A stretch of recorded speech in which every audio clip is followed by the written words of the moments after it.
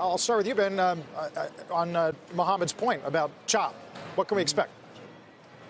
Well, I mean, we are positioned fairly moderately leaning into risk at the moment, and I think we're cognizant of some of the long-term risks. What is the end game here, the trade issue? But I think it's also important to be a little bit more pragmatic about it.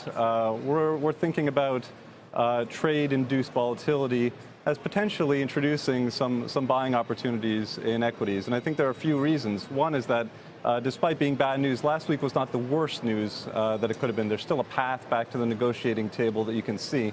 Second is that the economic feedback of the tariffs themselves. There's a case to be made that it's much worse to introduce tariffs on new products than to increase the rate on existing tariffed items. And so going from 10 to 25% is not good, but incrementally it's not as bad because a lot of the weaker links in that supply chain were already picked off at the end of last year.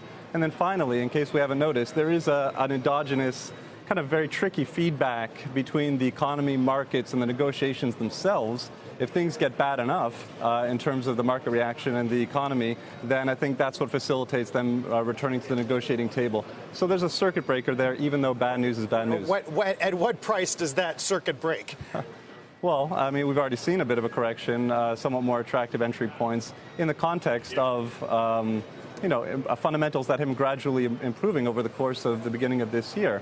China and the U.S. are coming from a position of strength, having started the year on a very solid growth trajectory.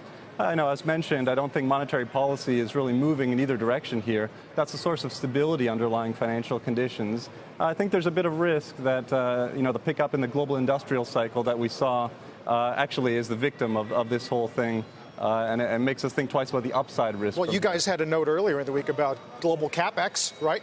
It's starting to look like flash in the pan to a degree. Well, I mean, what happened at the beginning of this year? We had CapEx being very weak. We had global manufacturing being very weak. Arguably, that was a bit of a freak out about supply chains in Asia at around that time because of the expectation that tariffs were coming into effect. So I think there is a real risk that we cut off the upside on the economic rebound through these tariffs. But I don't think it's a downside scenario from here.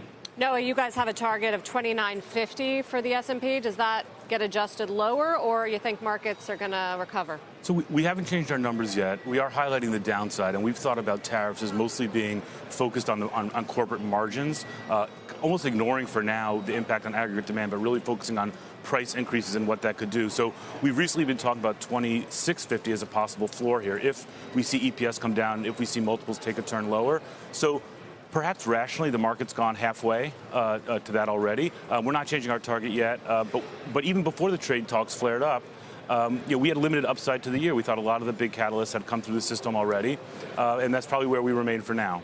Who's most vulnerable to that margin compression as a result of tariffs? Specific sectors. Yeah, so we've looked at it in terms of how much of your inputs are imported abroad and how much are imported from China. And not surprisingly, metals and mining, semis, autos float to the top of that list. And then, as we were saying before, in terms of domestic exposures, healthcare, software services, as opposed to hardware and semis, at the bottom end of that list where we think we could still see some gains, or less pressure at least.